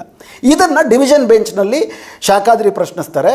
ಆದ ಡಿವಿಷನ್ ಬೆಂಚು ಕೂಡ ಈ ಕೋರ್ಟ್ನ ಸಿಂಗಲ್ ಬೆಂಚ್ ಕೋರ್ಟ್ನ ತೀರ್ಮಾನವನ್ನು ಎತ್ತಿಡುತ್ತೆ. ಅದರ ಬಗ್ಗೆ ಕರ್ನಾಟಕ ಕೋಮು ಸೌಹಾರ್ದ ವೇದಿಕೆಯ ಸದಸ್ಯರು ಮತ್ತು citizen for justice and peace ಅಂತ ಅಂದ್ಬಿಟ್ಟು ಏನು ದೇಶಾದ್ಯಂತ ಕೋಮು ಸೌಹಾರ್ದಕ್ಕಾಗಿ ಶ್ರಮಿಸ್ತಿರೋ ಸಂಘಟನೆ ಇದೆ, ತೀಸ್ತಾ ಸಿಸಲುವಾದವರ ಸಂಘಟನೆ, ಹಾಗೂ ಈ ನಾಡಿನ ಪ್ರಮುಖವಾದಂಥ ಬುದ್ಧಿಜೀವಿಗಳು ಧೀಮಂತರು ಆಗಿರುವಂಥ ದಿವಂಗತ ಯು ಆರ್ ಅನಂತಮೂರ್ತಿಯವರು, ಹಾಗೂ ವಾರ್ತಾ ಭಾರತೀಯ ಮುಖ್ಯಸ್ಥರಾಗಿರುವಂಥ ಅಬ್ದುಲ್ ಸಲಾಂ ಪುತ್ತಿಗೆಯವರು, ಕೆ ಮರಳುಸಿದ್ದಪ್ಪ ಅವರು, ಹಸನ್ ಮನ್ಸೂರ್ ಅವರು, ಈ ಥರ ಒಂದು 18 ಜನ ಸುಪ್ರೀಂ ಕೋರ್ಟಲ್ಲಿ ಇದರ ಬಗ್ಗೆ ಅಹವಾಲನ್ನು ಸಲ್ಲಿಸ್ತಾರೆ.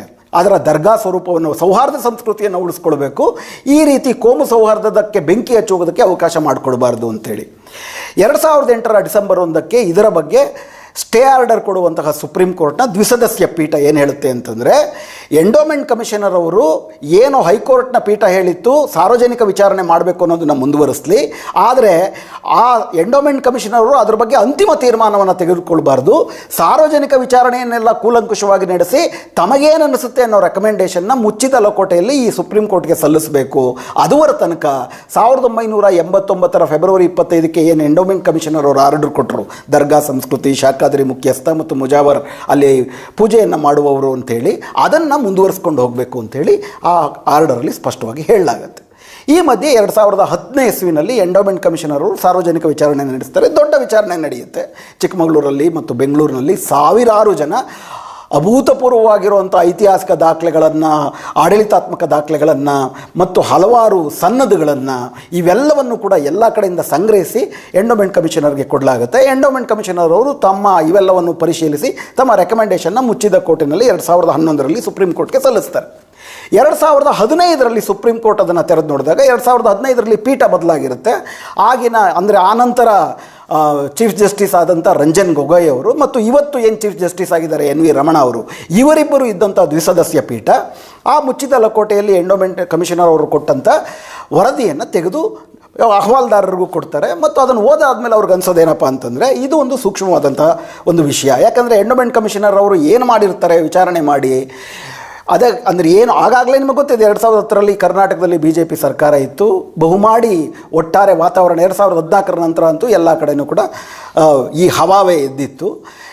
ಎಂಡೋಮೆಂಟ್ ಕಮಿಷನರ್ ಅವರು ಕೊಟ್ಟಂಥ ತೀರ್ಮಾನದಲ್ಲಿ ಇದು ದರ್ಗಾ ಸಂಸ್ಕೃತಿಯನ್ನು ಮುಂದುವರಿಸ್ಕೊಂಡು ಬಂದಿರುವಂಥದ್ದು ಮತ್ತು ಇದು ಹೆಂಗೆ ದರ್ಗಾ ಅಂತ ಸಾಬೀತು ಮಾಡುವಂತಹ ಯಾವ ಪುರಾವೆಗಳನ್ನು ಕೂಡ ಪರಿಶೀಲಿಸ್ದಿರ ಅವರು ಏಕಪಕ್ಷೀಯವಾಗಿ ಅರ್ಚಕರನ್ನು ಅಲ್ಲಿ ನೇಮಕ ಮಾಡಬೇಕು ಅಂತೇಳಿ ಪುರಾಣದ ಸಂಗತಿಗಳನ್ನು ಇಟ್ಕೊಂಡು, ಪುರಾಣಕ್ಕೆ ಯಾವುದು ಸಾಬೀತು ಇರಲಿಲ್ಲ ಹೀಗೆ ಭಾವಿಸ್ತಾರೆ ಕೆಲವು ನಿರ್ದಿಷ್ಟ ಹಿಂದೂ ಭಕ್ತಾದಿಗಳು ಹೀಗೆ ಭಾವಿಸ್ತಾರಾದ್ರಿಂದ ಅಲ್ಲಿ ಹಿಂದೂ ಅರ್ಚಕರನ್ನ ನೇಮಕ ಮಾಡಬೇಕು ಅಂತ ಅಂದ್ಬಿಟ್ಟು ವರದಿ ಕೊಟ್ಟಿದ್ರೆ ಹೊರತು ಅದಕ್ಕೆ ಬೇರೆ ಯಾವುದೇ ಪುರಾವೆಗಳನ್ನಾಗಲಿ ಐತಿಹಾಸಿಕ ಪುರಾವೆಗಳನ್ನಾಗಲಿ ಸಮರ್ಥನೆಯಾಗಿ ಕೊಟ್ಟಿರಲಿಲ್ಲ. ಇದರ ಬಗ್ಗೆ 2015 ಸುಪ್ರೀಂ ಕೋರ್ಟು 2015 ಸೆಪ್ಟೆಂಬರ್ 3 ಒಂದು ತೀರ್ಮಾನವನ್ನು ಕೊಡುತ್ತೆ. ಈ ತೀರ್ಮಾನ ತುಂಬ ಮುಖ್ಯವಾದದ್ದು. ಇವತ್ತು ಸರ್ಕಾರ ಏನು ಮಾಡಬೇಕು ಅಂತ ಅಂದ್ಬಿಟ್ಟು ಕೂಡ ಅದರಲ್ಲಿ ಆದೇಶ ಇದೆ. ಆ ತೀರ್ಮಾನ ಏನು ಹೇಳುತ್ತೆ, ಹ್ಯಾವಿಂಗ್ ರಿಗಾರ್ಡ್ ಟು ಆ ತೀರ್ಮಾನದ ಪ್ರತಿಯನ್ನು ತಾವೆಲ್ಲರೂ ಕೂಡ ಗಮನಿಸ್ಬೋದು. ಈ ತೀರ್ಮಾನ ಏನು ಹೇಳುತ್ತಪ್ಪ ಅಂತಂದರೆ, having regard to the issues involved and the stand taken by Shri ಪಾಟೀಲ್ನವರು ಕರ್ನಾಟಕ ಸರ್ಕಾರದ ಸುಪ್ರೀಂ ಕೋರ್ಟ್ನಲ್ಲಿ ಪ್ರತಿನಿಧಿಸುತ್ತಿದ್ದವರು. Shri Patil on behalf of the state, we are of the view that at this stage the state should be left free to take its decision on the result of the enquiry of the commissioner as indicated in his report.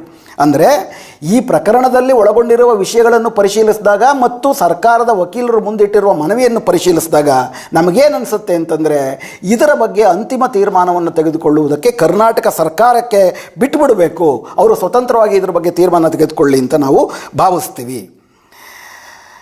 The state government will naturally, ಇದು ತುಂಬ ಮುಖ್ಯವಾದದ್ದು, the state government will naturally be duty bound to take into account all objections that may be raised against the said report including the objections raised by the parties to the present appeals as indicated above. ಇದು ತುಂಬ ಮುಖ್ಯವಾದದ್ದು.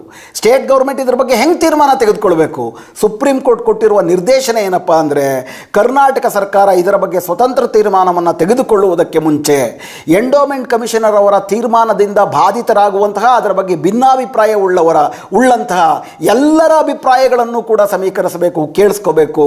ಹಾಗೂ ಇವತ್ತು ನಮ್ಮ ಮುಂದೆ ಅಹವಾಲುದಾರರು ಯಾರಾಗಿದ್ದಾರೆ, ಅದರಲ್ಲಿ ಒಂದು ಸರ್ಕಾರ, ಎರಡನೇದು ದತ್ತಾಪೀಠ ಸಂವರ್ಧನಾ ಸಮಿತಿ, ಅದಲ್ಲದಿರ Komu Souharda Vedike, citizens for justice and peace, ಅದಲ್ಲದಿರ ಸುಮಾರು 18 ಜನ ಅಹವಾಲ್ದಾರರು ಯಾರಿದ್ದಾರೆ ಅವರೆಲ್ಲರ ಅಭಿಪ್ರಾಯಗಳನ್ನು ಕೂಡ ಪರಿಶೀಲಿಸಿ ಆ ನಂತರವೇ ಒಂದು ತೀರ್ಮಾನವನ್ನು ತೆಗೆದುಕೊಳ್ಬೇಕು.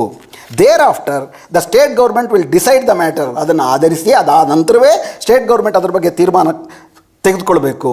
In case any of the contesting parties have any grievance against such decision that the state government may take, it will be open for them to seek recourse to the legal remedies as may be available. ಒಂದು ವೇಳೆ ಕರ್ನಾಟಕ ಸರ್ಕಾರ ತೆಗೆದುಕೊಳ್ಳುವಂತಹ ತೀರ್ಮಾನ ಯಾವುದಾದರೂ ಈ ಅಹವಾಲುದಾರರಲ್ಲಿ ಯಾರಿಗಾದರೂ ಅದು ವ್ಯತಿರಿಕ್ತ ಅನಿಸಿದ್ರೆ ಅವರು ಮತ್ತೆ ಕೋರ್ಟಿನ ಮೊರೆ ಬರಬಹುದು ಅಂಥೇಳಿ. ಇದರಲ್ಲಿ ಸುಪ್ರೀಂ ಕೋರ್ಟ್ ಕೂಡ ಒಂದು ತಪ್ಪು ಮಾಡ್ತು. ಯಾಕಂತಂದರೆ ಇದರಲ್ಲಿ ಎರಡು ಪರಸ್ಪರ ವಿರುದ್ಧವಾದಂಥ ನಿಲುವು ಹೊಂದೋರು ಇದ್ದಾರೆ, ಇಬ್ಬರು ಕೂಡ ಅಹವಾಲ್ದಾರರೇ ಆಗಿದ್ದಾರೆ. ಹೀಗಾಗಿ ಯಾರ ಪರವಾಗಿ ಸರ್ಕಾರದ ತೀರ್ಮಾನ ಬಂದರೂ ಕೂಡ ಮತ್ತೊಬ್ಬರು ಮತ್ತೊಮ್ಮೆ ಕೋರ್ಟ್ಗೆ ಹೋಗ್ತಾರೆ. ಆ ಕೋರ್ಟು ಹೈಕೋರ್ಟು ಡಿವಿಷನ್ ಬೆಂಚು ದಾಟ್ಕೊಂಡು ಸುಪ್ರೀಂ ಕೋರ್ಟ್ ಮುಂದೆನೇ ಬರುತ್ತೆ. ಹೀಗಾಗಿ ಸುಪ್ರೀಂ ಕೋರ್ಟೇನೇ ಇದರ ಬಗ್ಗೆ ಅಂತಿಮ ತೀರ್ಮಾನ ತೆಗೆದುಕೊಳ್ಳುವಂತಹ ಒಂದು ಪದ್ಧತಿಯನ್ನು ಅಳವಡಿಸಿದರೆ ಮತ್ತೆ ಇವೆಲ್ಲ ಒಂದು ಗೊಂದಲಗಳು ಇರ್ತಿರಲಿಲ್ಲ. ಇರಲಿ, ಒಟ್ಟಾರೆಯಾಗಿ ಸುಪ್ರೀಂ ಕೋರ್ಟ್ ಸೆಪ್ಟೆಂಬರಲ್ಲಿ ಕೊಟ್ಟಂಥ ಆದೇಶ ಏನಪ್ಪ ಅಂತಂದರೆ ಕರ್ನಾಟಕ ಸರ್ಕಾರ ಇದರ ಬಗ್ಗೆ ತೀರ್ಮಾನ ತೆಗೆದುಕೊಳ್ಬೇಕು. ಬಟ್ ತೀರ್ಮಾನ ತೆಗೆದುಕೊಳ್ಳುವುದಕ್ಕೆ ಮುಂಚೆ ಈ ಎಂಡೋಮೆಂಟ್ ಕಮಿಷನರ್ ಏನು ಹಿಂದೂ ಅರ್ಚಕರನ್ನ ನೇಮಕ ಮಾಡಬೇಕು ಅಂತ ಹೇಳಿದ್ದಾರೆ, ಅದರ ಪರವಾಗಿ, ವಿರುದ್ಧವಾಗಿ ಮತ್ತು ಒಟ್ಟಾರೆ ಎಂಡೋಮೆಂಟ್ ಕಮಿಷನರ್ ತೀರ್ಪಿನ ಬಗ್ಗೆ ಪರ ಮತ್ತು ವಿರೋಧಗಳ ಸಕಲರ ಅಭಿಪ್ರಾಯವನ್ನು ತೆಗೆದುಕೊಂಡ ನಂತರವೇ ತೀರ್ಮಾನಕ್ಕೆ ಬರಬೇಕು. ಮತ್ತು ಅಲ್ಲಿಯ ತನಕ status quo granted by this court on December 2008 will continue until the state government decides the matter in accordance with the present direction. ಅಂದರೆ ಎಲ್ಲಿಯ ತನಕ ಸರ್ಕಾರ ಇದರ ಬಗ್ಗೆ ತೀರ್ಮಾನ ತೆಗೆದುಕೊಳ್ಳಲ್ಲ ಅಲ್ಲಿಯವರೆಗೂ ಕೂಡ 2008ರಲ್ಲಿ ಹೆಂಗೆ ಯಥಾಸ್ಥಿತಿ ಅಂದರೆ 1989 ಫೆಬ್ರವರಿ 25ರಲ್ಲಿ ಎಂಡೋಮೆಂಟ್ ಕಮಿಷನರ್ ಕೊಟ್ಟು ತೀರ್ಮಾನ ಏನಿದೆ ಅದರ ಪ್ರಕಾರ ಸ್ಟೇಟಸ್ಕೋ ಕಾಯ್ದುಕೊಂಡು ಹೋಗಬೇಕು ಅಂತೇಳಿ. ಇದು 2015 ಸೆಪ್ಟೆಂಬರ್ 3ಕ್ಕೆ ಸುಪ್ರೀಂ ಕೋರ್ಟ್ ತೀರ್ಮಾನ ಆದಮೇಲೆ 2017ಕ್ಕೆ ಕರ್ನಾಟಕ ಸರ್ಕಾರ ಇದರ ಬಗ್ಗೆ ಇದು ಹಲವಾರು ವಿಷಯಗಳನ್ನು ಒಳಗೊಂಡಂಥ ಒಂದು ಪ್ರಕರಣ. ಇದರಲ್ಲಿ ಪ್ರಾಗೈತಿಹಾಸಿಕವಾದಂಥ ವಿಚಾರಗಳಿದ್ದಾವೆ, ಪುರಾತತ್ವ ವಿಚಾರಗಳಿದ್ದಾವೆ, ಐತಿಹಾಸಿಕವಾದಂಥ ವಿಚಾರಗಳಿದ್ದಾವೆ, ರಾಜಕೀಯ ವಿಚಾರಗಳಿದ್ದಾವೆ, ಲೀಗಲ್ ವಿಚಾರಗಳಿದ್ದಾವೆ, ಆಡಳಿತಾತ್ಮಕ ವಿಚಾರಗಳಿದ್ದಾವೆ. ಇವೆಲ್ಲದಕ್ಕೂ ಸಾಕಷ್ಟು ಪುರಾವೆಗಳು, ಡಾಕ್ಯುಮೆಂಟ್ಗಳನ್ನ ಈಗಾಗಲೇ ಸಲ್ಲಿಸಲಾಗಿದೆ. ಯಾವೊಬ್ಬ ಮಂತ್ರಿ ಅಥವಾ ಮುಖ್ಯಮಂತ್ರಿ ಅಥವಾ ಯಾವೊಬ್ಬ ಜಡ್ಜು ಕೂಡ ಇಂಥ ಎಲ್ಲ ವಿಷಯಗಳಲ್ಲೂ ಪರಿಣಿತರಾಗಕ್ಕೆ ಸಾಧ್ಯವಿಲ್ಲ. ಯಾಕಂದರೆ ಒಬ್ಬರಿಗೆ ಒಂದರಲ್ಲಿ ಮಾತ್ರ ಪರಿಣಿತಿ ಇರ್ತದೆ, ಆದರೆ ಇದು ಹಲವಾರು ವಿಷಯಗಳ ಪರಿಣಿತಿಯನ್ನು ನಿರೀಕ್ಷೆ ಮಾಡ್ತದೆ. ಆ ಕಾರಣದಿಂದ ಹಲವು ಪರಿಣಿತರನ್ನು ಒಳಗೊಂಡಂಥ ಒಂದು ಸಮಿತಿಯನ್ನು ನೇಮಕ ಮಾಡಿ ಆ ಸಮಿತಿ ಸುಪ್ರೀಂ ಕೋರ್ಟ್ ಹೇಳಿದಂತೆ ಈ ಎಂಡೋಮೆಂಟ್ ಕಮಿಷನರ್ ಕೊಟ್ಟಂಥ ತೀರ್ಮಾನದ ಪರ ವಿರೋಧದ ಬಗ್ಗೆ ಇರುವ ಎಲ್ಲರ ಅಭಿಪ್ರಾಯ ಮತ್ತು ಅವರು ಕೊಡುವ ದಾಖಲೆಗಳು ಎಲ್ಲವನ್ನೂ ಕೂಡ ಪರಿಶೀಲಿಸಿ ಸರ್ಕಾರಕ್ಕೆ ತಮ್ಮ ಶಿಫಾರಸ್ಸುಗಳನ್ನು ಮಾತ್ರ ಕೊಡುವಂಥ ಒಂದು ಹೈ ಲೆವೆಲ್ ಕಮಿಟಿಯನ್ನು ಆಗಸ್ಟ್ 11, 2017ಕ್ಕೆ ಅವರು ಒಂದು ನೇಮಕ ಮಾಡ್ತಾರೆ. ಇದರಲ್ಲಿ ಏನಕ್ಕಾಗಿ ಹೈ ಲೆವೆಲ್ ಕಮಿಟಿ ನೇಮಕ ಆಗ್ತದೆ? ಹೈ ಲೆವೆಲ್ ಕಮಿಟಿ ನೇಮಕ ಆಗುವಂಥದ್ದು ಪರಿಣಿತಿ, ಸರ್ಕಾರದ ತೀರ್ಮಾನದಲ್ಲಿ ಬೇರೆ ಬೇರೆ ವಿಷಯಗಳ ಪರಿಣಿತಿಯ ಬಲವೂ ಕೂಡ ಇರಲಿ ಎನ್ನುವ ಕಾರಣಕ್ಕೆ. ಇದರಲ್ಲಿ ಹೈ ಲೆವೆಲ್ ಕಮಿಟಿ ತೀರ್ಮಾನ ತೆಗೆದುಕೊಳ್ಳುವ ಬಾಡಿ ಅಲ್ಲ, ಅಥವಾ ಸರ್ಕಾರ ತನ್ನ ಜವಾಬ್ದಾರಿಯನ್ನು ಹೈ ಲೆವೆಲ್ ಕಮಿಟಿಗೆ ಡೆಲಿಗೇಟ್ ಮಾಡಿರೋದು ಅಲ್ಲ. ಸರ್ಕಾರ ತನಗೆ ಸಹಾಯ ಮಾಡುವುದಕ್ಕೆ ಒಂದು ಪರಿಣಿತರ ಸಮಿತಿಯನ್ನು ನೇಮಕ ಮಾಡಿರುವಂಥದ್ದಷ್ಟೇ ಹೈ ಲೆವೆಲ್ ಕಮಿಟಿ ಆಗಿದೆ.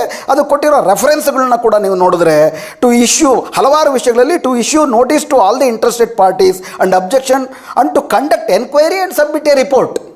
ಒಂದು ವಿಚಾರಣೆಯನ್ನು ಮಾಡಿ, ಸಾರ್ವಜನಿಕರ ಎಲ್ಲರ ವಿಚಾರಣೆಯನ್ನು ಮಾಡಿ ಎಲ್ಲ ದಾಖಲೆಗಳನ್ನು ಪರಿಶೀಲಿಸಿ ಒಂದು ವರದಿಯನ್ನು ಕೊಡುವುದಷ್ಟೇ. ಆ ವರದಿ ಬೈಂಡಿಂಗ್ ಅಲ್ಲ. ಇದು 2017 ಆಗಸ್ಟಲ್ಲಿ ಆದದ್ದು. 2017 ಡಿಸೆಂಬರ್ಗೆ ಈ ಸಮಿತಿನಲ್ಲಿ ನಿವೃತ್ತ ನ್ಯಾಯಾಧೀಶರಾದಂಥ ನಾಗಮೋಹನ್ ದಾಸ್ ಅವರು, ಜಸ್ಟಿಸ್ ನಾಗಮೋಹನ್ ದಾಸ್ ಅವರು, ಹಾಗೂ ಪ್ರಾಗೈತಿಹಾಸಿಕ ವಿಚಾರದಲ್ಲಿ, ಪುರಾತತ್ವ ವಿಚಾರದಲ್ಲಿ ಅತ್ಯುತ್ತಮ ಪಂಡಿತರು, ವಿದ್ವಾಂಸರಾಗಿರುವಂಥ ಶಾ ಶೆಟ್ಟರ್ ಅವರು, ಹಾಗೂ ವಿಶೇಷವಾಗಿ ಕರ್ನಾಟಕದಲ್ಲಿರುವಂತಹ ಈ ಒಂದು ಸಂಕರ ಸಂಸ್ಕೃತಿ, ಅಂದರೆ ಈ ರೀತಿ ಒಂದು ಸೌಹಾರ್ದ ಸಂಸ್ಕೃತಿಗಳ ಬಗ್ಗೆ ತಮ್ಮ ಜೀವನದುದ್ದಕ್ಕೂ ಕೂಡ ಅಪಾರವಾದಂಥ ವಿದ್ವತ್ತಿನ ಸಂಶೋಧನೆಗಳನ್ನ ಮಾಡಿರುವಂತಹ ಪ್ರೊಫೆಸರ್ ರೆಹಮತ್ ತರೀಕೆರೆ ಇವರು ಮೂರರನ್ನು ಒಳಗೊಂಡಂಥ ಒಂದು ಸಮಿತಿ ನೇಮಕ ಆಗ್ತದೆ. ಆ ಸಮಿತಿ 2017 ಡಿಸೆಂಬರ್ಗೆ ತನ್ನ ವರದಿಯನ್ನು ಕೊಡುತ್ತೆ.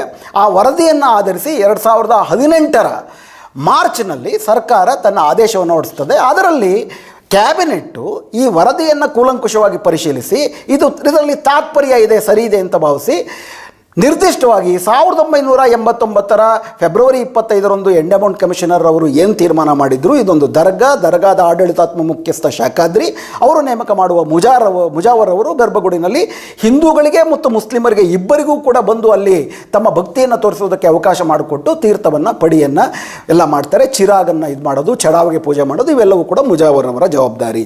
ಇದು ಹೈ ಲೆವೆಲ್ ಕಮಿಟಿ ಕೊಟ್ಟಂಥ ತೀರ್ಮಾನ ಮತ್ತು ಅದನ್ನು ಅನುಮೋದಿಸಿ ಸರ್ಕಾರ ಕೊಟ್ಟಂಥ ತೀರ್ಮಾನ. ಇದು ಗೊತ್ತಿರೋ ವಿಷಯವೇ. ಇದು ಹಿಂದೂ ಸಂಘಟನೆಗಳು ಅಂತ ಕರ್ಕೊಳ್ಳೋರು ಯಾರಿದ್ದಾರೆ ಅವ್ರಿಗೆ ವಿರುದ್ಧವಾಗಿ ಬಂತು. ಸಹಜವಾಗಿಯೇ ಅವ್ರು ಮತ್ತೆ ಹೈಕೋರ್ಟ್ಗೆ ಹೋದರು. 2018 ಜೂನ್ನಲ್ಲೇ ಹೈಕೋರ್ಟಲ್ಲಿ ಈ ಪ್ರಕರಣ ದಾಖಲಾಯಿತು. ಇದು ಗೊತ್ತಿರೋ ವಿಷಯವೇ. ಯಾಕಂದರೆ ಯಾವುದು ಹೆಂಗೆ ಆಗಿದ್ರು ಕೂಡ ಮತ್ತಿದು ಅಂತಿಮವಾಗಿ ಸುಪ್ರೀಂ ಕೋರ್ಟಲ್ಲೇ ತೀರ್ಮಾನ ಆಗಬೇಕಾಗಿರೋ ವಿಷಯ. 2018 ಜೂನ್ನಲ್ಲಿ ದತ್ತಾತ್ರೇಯ ದೇವಸ್ಥಾನ ಸಂವರ್ಧನಾ ಸಮಿತಿ ಎನ್ನುವ ಹೆಸರಿನ ಒಂದು ಸಂಸ್ಥೆ, ಇದರಿಂದ ಇದು 2-3 ಕಾರಣಗಳು ಕೊಟ್ಟು. ಮೊದಲನೇದಾಗಿ ಸರ್ಕಾರ ಇದ್ರ ಬಗ್ಗೆ ತೀರ್ಮಾನ ತಗೊಂಡಿಲ್ಲ, ಒಂದು ಹೈ ಲೆವೆಲ್ ಕಮಿಟಿಗೆ ನೇಮಕ ಮಾಡಿದ್ದಾರೆ. ಹೈ ಲೆವೆಲ್ ಕಮಿಟಿನಲ್ಲಿ ಇರುವವರೆಲ್ಲರೂ ಕೂಡ, ಅದರಲ್ಲೂ ವಿಶೇಷವಾಗಿ ಪ್ರೊಫೆಸರ್ ರಹಮತ್ ತರೀಕೆರೆ ಅವರು ಒಂದು ಬಗೆಯ ನಿರ್ದಿಷ್ಟವಾದಂಥ ವಿಚಾರಗಳನ್ನು ಹೊಂದಿದ್ದವರು. ಇದು ಎಲ್ಲಕ್ಕಿಂತ ಮುಖ್ಯವಾಗಿ ಏನಪ್ಪ ಅಂತಂದರೆ, ರಾಮ ಜನ್ಮಭೂಮಿ ಬಾಬರಿ ಮಸೀದಿ ವಿವಾದ ಆಗಬೇಕಾದ್ರೆ 1991 ಇಸ್ವಿನಲ್ಲಿ ಪಾರ್ಲಿಮೆಂಟಲ್ಲಿ ಒಂದು ಆ್ಯಕ್ಟ್ ಪಾಸ್ ಆಗುತ್ತೆ. ಆ ಪಾರ್ಲಿಮೆಂಟ್ ಆ್ಯಕ್ಟ್ ಏನು ಹೇಳುತ್ತಪ್ಪ ಅಂತಂದರೆ, ಬಾಬರಿ ಮಸೀದಿ ಮತ್ತು ರಾಮ ಜನ್ಮಭೂಮಿ ವಿವಾದವನ್ನು ಹೊರತುಪಡಿಸಿ ಮಿಕ್ಕೆಲ್ಲ ವಿವಾದಗಳೇನಿದ್ದಾವೆ ಆ ಎಲ್ಲ ವಿವಾದಗಳನ್ನು ಯಾವ ರೀತಿ ಬಗೆಹರಿಸಲ್ಪಡತಕ್ಕದ್ದು ಅಂತಂದರೆ, 1947 ಆಗಸ್ಟ್ 15 ನಮ್ಮ ದೇಶಕ್ಕೆ ಸ್ವಾತಂತ್ರ್ಯ ಬಂದ ದಿನ ಯಾವ್ಯಾವ ಶ್ರದ್ಧಾ ಕೇಂದ್ರಗಳು ಯಾವ್ಯಾವ ಧಾರ್ಮಿಕ ಸ್ವರೂಪದಲ್ಲಿತ್ತೋ ಅದೇ ಧಾರ್ಮಿಕ ಸ್ವರೂಪವನ್ನು ಮುಂದುವರಿಸ್ಕೊಂಡು ಹೋಗಬೇಕೆ ಹೊರತು ಆ ನಂತರ ಯಾವ ಬದಲಾವಣೆಗಳಿಗೂ ಕೂಡ ಅವಕಾಶ ಕೊಡದಂತೆ ಎಲ್ಲ ದಾವೆಗಳು ಇತ್ಯರ್ಥವಾಗಬೇಕು ಅಂತೇಳಿ ಪಾರ್ಲಿಮೆಂಟಲ್ಲಿ ಒಂದು ಆ್ಯಕ್ಟ್ ಪಾಸ್ ಆಗುತ್ತೆ. ಆ ನಂತರ ಸುಮಾರಷ್ಟು ತೀರ್ಮಾನಗಳೆಲ್ಲವೂ ಕೂಡ ಆ ಆ್ಯಕ್ಟ್ನ ಭಾಗವಾಗಿ ಆಗ್ತದೆ. ಇದು ನೀವು ನೋಡಿದ್ರೆ 2003ರಲ್ಲಿ ದಾಖಲಾದಂಥ ಒಂದು ದಾವೆ. ಹೀಗಾಗಿ ಇದಕ್ಕೂ ಕೂಡ 1991 ಆ್ಯಕ್ಟ್ ನೇರವಾಗಿ ಅನ್ವಯಿಸುತ್ತೆ. 1991 ಆ್ಯಕ್ಟ್ ಪ್ರಕಾರ ಇಲ್ಲಿ 1947 ಆಗಸ್ಟ್ 15 ಇದು ದರ್ಗಾ ರೂಪದಲ್ಲಿತ್ತು, ದರ್ಗಾ ರೂಪವನ್ನು ಉಳಿಸ್ಕೊಳ್ಬೇಕು, ಅದೇ ಆ್ಯಕ್ಟ್ ಪ್ರಕಾರ ತೀರ್ಮಾನಕ್ಕೆ ಬರಬೇಕಾಗಿರೋದು. ಇದನ್ನು ಕೂಡ ದತ್ತಾತ್ರೇಯ ಸಂವರ್ಧನಾ ಸಮಿತಿಯವರು ಇದು ನಮಗೆ ಅನ್ವಯ ಆಗೋದಿಲ್ಲ, ಯಾಕಂತಂದರೆ 89ರಲ್ಲಿ ಈ ತೀರ್ಮಾನ ಬಂತು ಅಂತೇಳಿ ಹಲವಾರು ಸುಳ್ಳುಗಳನ್ನ ನಡೆದರು. ಆ ವಿವರಗಳನ್ನ ನಂತರ ನಾವು ಚರ್ಚೆ ಮಾಡ್ಬೋದು.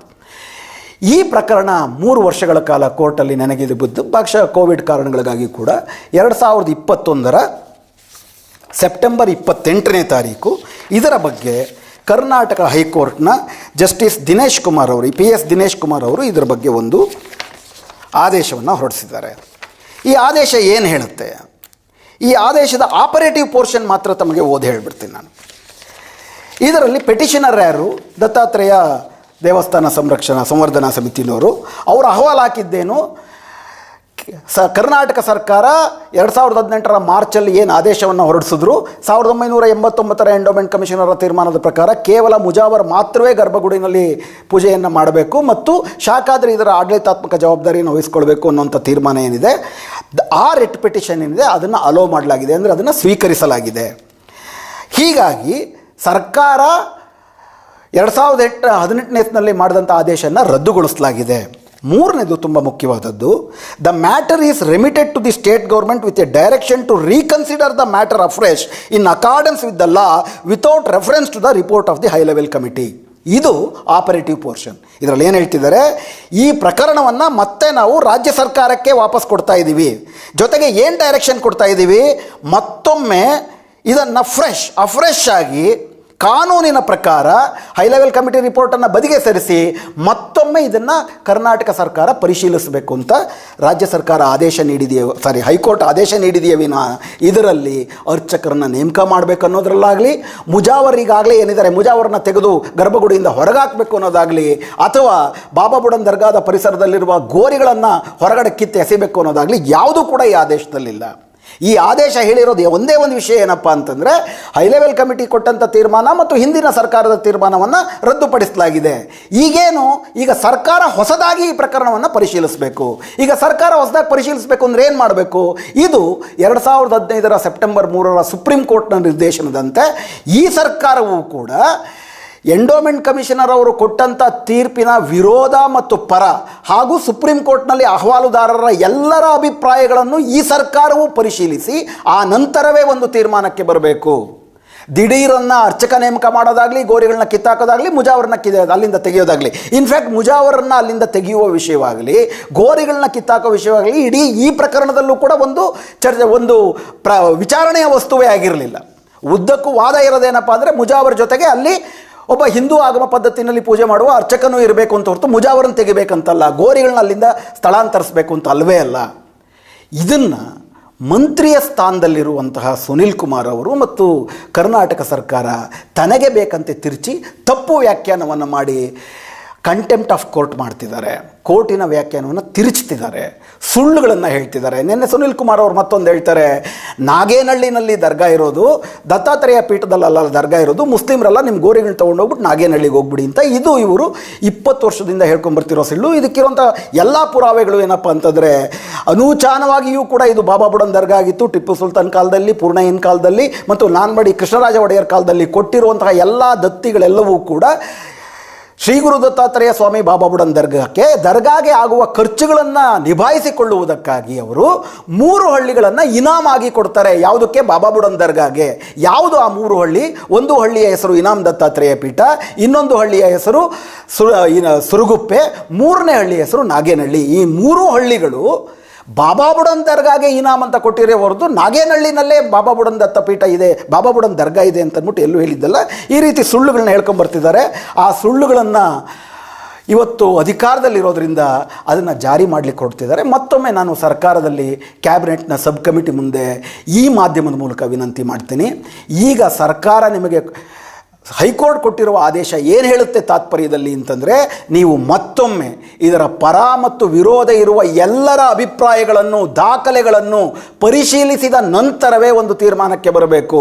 ನೀವು ನಂತರ ಏನೇ ತೀರ್ಮಾನಕ್ಕೆ ಬಂದರೂ ಕೂಡ ಆ ತೀರ್ಮಾನವನ್ನು ಮತ್ತೆ ಕೋರ್ಟಿನಲ್ಲಿ ಪ್ರಶ್ನಿಸಿ, ಇದಂತಿಮವಾಗಿ ನಾನು ಮೊದಲೇ ಹೇಳ್ದಂಗೆ ಸುಪ್ರೀಂ ಕೋರ್ಟ್ ತನಕ ಹೋಗಿ, ಸುಪ್ರೀಂ ಕೋರ್ಟ್ ಇದಕ್ಕೆ ಯಾವ ಬಗೆಯ, ಸುಪ್ರೀಂ ಕೋರ್ಟ್ ಇಂಥ ವಿವಾದಗಳನ್ನು ಮಾಡಿದಾಗ ಅವರು ಒಂದು ತಮಗೆ ಅಮಿಕಸ್ ಕ್ಯೂರೆಗಳನ್ನು ಅಂತಂದರೆ ತಮಗೆ ಸಲಹೆ ಮಾಡುವಂಥ ಪರಿಣಿತರ ತಂಡಗಳನ್ನು ನೇಮಕ ಮಾಡ್ತದೆ. ನನ್ನ ಪ್ರಕಾರ ಸರ್ಕಾರವೂ ಕೂಡ ನಿಷ್ಪಕ್ಷಪಾತವಾದಂಥ ಒಂದು ಪರಿಣಿತರ ತಂಡವನ್ನು ಇದಕ್ಕೆ ನೇಮಕ ಮಾಡಿ ಎಲ್ಲ ದಾಖಲೆಗಳನ್ನು ಪರಿಶೀಲಿಸಿ ಒಂದು ತೀರ್ಮಾನಕ್ಕೆ ಬರಬೇಕು. ಇದಲ್ಲದಿರ ಹೈಕೋರ್ಟು ಕೂಡ ತನ್ನ ತೀರ್ಮಾನದಲ್ಲಿ ಈ ವಾದದಲ್ಲಿ ಹಲವಾರು ಎಡವಟ್ಟುಗಳನ್ನ ಮಾಡಿದೆ. ಕಾರಣ ಏನಪ್ಪ ಅಂತಂದರೆ, ಇದಕ್ಕೆ ಯಾವ ಸರ್ಕಾರದ ಆದೇಶವನ್ನು ಸರ್ಕಾರಿ ವಕೀಲರು ಸಮರ್ಥಿಸ್ಕೋಬೇಕಾಗಿತ್ತು, ಇಲ್ಲಿ ಸರ್ಕಾರ ಬದಲಾದ್ರಿಂದ ಸರ್ಕಾರಿ ವಕೀಲರು ಕೂಡ ನೇರವಾಗಿ ಅಹವಾಲ್ದಾರ ಯಾರಿದ್ದಾರೆ ಸಂಘ ಪರಿವಾರದ ವಕೀಲರು ಅವ್ರ ಜೊತೆ ಸೇರಿಸ್ಕೊಂಡು ಹಲವಾರು ವಿಚಾರಗಳನ್ನ ಕೋರ್ಟಿನ ಮುಂದಿಟ್ಟಿಲ್ಲ. ಆ ಕಾರಣಕ್ಕಾಗಿ ಕೂಡ ಕೋರ್ಟಿಗೆ ಹಲವಾರು ತಪ್ಪು ಅಭಿಪ್ರಾಯಗಳು ಬಂದಿದ್ದಾವೆ. ಇದನ್ನು ಮತ್ತೆ ಕೋರ್ಟಿನಲ್ಲೂ ಪ್ರಶ್ನಿಸುವ ಅವಕಾಶವಿದೆ. ಅದೇನೇ ಇರಲಿ, ಸರ್ಕಾರಕ್ಕೆ ಈಗ ಕೋರ್ಟ್ ಕೊಟ್ಟಿರುವ ಆದೇಶ ನಾನು ಈಗಾಗಲೇ ಸ್ಪಷ್ಟವಾಗಿ ಹೇಳ್ದಂಗೆ, with a direction to consider the matter afresh in accordance with the law, ಅಂದರೆ ಕಾನೂನು ಪ್ರಕಾರವಾಗಿ, ಕಾನೂನು ಅಂದರೆ ಸುಪ್ರೀಂ ಕೋರ್ಟ್ನ ಕೊಟ್ಟ ಆದೇಶವೂ ಕಾನೂನೇ. ಸುಪ್ರೀಂ ಕೋರ್ಟ್ ಕೊಟ್ಟಿರೋ ಆದೇಶ ಎಂಡೋಮೆಂಟ್ ಕಮಿಷನರ್ ಅವರು 2010ಕ್ಕೆ ಕೊಟ್ಟಿರುವ ಶಿಫಾರಸುಗಳ ಪರ ಮತ್ತು ವಿರೋಧ ಇರುವವರ ಎಲ್ಲರ ಅಭಿಪ್ರಾಯಗಳನ್ನು, ಅವರು ಕೊಡುವ ದಾಖಲೆಗಳನ್ನು ಪರಿಶೀಲಿಸಿದ ನಂತರವೇ ಕರ್ನಾಟಕ ಸರ್ಕಾರ ಇದರ ಬಗ್ಗೆ ತೀರ್ಮಾನಕ್ಕೆ ಬರಬೇಕು. ಅದಕ್ಕೆ ಸೂಕ್ತವಾದಂಥ ಒಂದು ವ್ಯವಸ್ಥೆಯನ್ನು ಮಾಡಬೇಕು. ಸುನಿಲ್ ಕುಮಾರ್ ಆಗಿರಲಿ, ಶಶಿಕಲಾ ಜೊಲ್ಲೆ ಆಗಿರಲಿ ಅಥವಾ ಅಶೋಕ್ ಆಗಲಿ, ಕೆಲವು ವಿಷಯಗಳಲ್ಲಿ ಅವ್ರ ಪರಿಣಿತಿ ಇರ್ಬೋದು. ಅವರ ಪರಿಣಿತಿ ಯಾವ ವಿಷಯದಲ್ಲಿ ಅನ್ನೋದು ರಾಜ್ಯ ನೋಡಿದೆ. ಅವರಿಗೆ ರಾಜಕೀಯ, ಆಡಳಿತಾತ್ಮಕ, ಪ್ರಾಗೈತಿಹಾಸಿಕ, ಪುರಾತತ್ವ, ಐತಿಹಾಸಿಕ ವಿಷಯಗಳ ಬಗ್ಗೆ ಯಾವುದಾದ್ರೂ ಡಾಕ್ಯುಮೆಂಟ್ ಕೊಟ್ಟರೆ ಇದು ತಪ್ಪು ಸರಿಯೋ ಅಂತಂದ್ಬಿಟ್ಟು ತೀರ್ಮಾನಕ್ಕೆ ಬರುವುದಕ್ಕೆ ಆ ಪರಿಣಿತಿ ಇಲ್ಲ. ಅವರು ಮಂತ್ರಿಗಳಷ್ಟೇ. ಅವರು ಅದಕ್ಕೆ ಬೇಕಾದಂಥ ಒಂದು ವ್ಯವಸ್ಥೆ ಮಾಡಬೇಕು. ಒಂದು ಹೈ ಲೆವೆಲ್ ಕಮಿಟಿ ಈ ಹಿಂದಿನ ಸರ್ಕಾರ ರಚಿಸಿದ್ದು ಬಯಾಸ್ಡ್ ಅನ್ನೋದಾದರೆ ಅದು ಬಯಾಸ್ಡ್ ಅಲ್ಲ, ಆ್ಯಕ್ಚುಲಿ ಪರಿಣಿತರ ತಂಡ ಅದು. ಮತ್ತೊಂದು ಸಮಿತಿಯನ್ನು ಮಾಡಿ ಈ ಪ್ರಕ್ರಿಯೆಯನ್ನು ಮಾಡದೆ ನೀವು ನೇರವಾಗಿ ಇವತ್ತಲ್ಲೇನು ಯಥಾಸ್ಥಿತಿ ಇದೆ ಬಾಬಾ ಬುಡನ್ ದರ್ಗಾದಲ್ಲಿ ಅದನ್ನು ಬದಲಾಯಿಸುವುದಕ್ಕೆ ಹೋದರೆ ಅದು ದೊಡ್ಡ ಕೋರ್ಟ್ ಆದೇಶದ ಉಲ್ಲಂಘನೆ ಆಗುತ್ತೆ, ಸಮಾಜದ ಶಾಂತಿಯನ್ನು ಕದಡುವುದಾಗುತ್ತೆ. ಹಾಗೆ ಮಾಡಬೇಡಿ ಅಂತ ತಮ್ಮಲ್ಲಿ ವಿನಂತಿ ಮಾಡಿಕೊಳ್ತೀರಿ. ನಮಸ್ಕಾರ.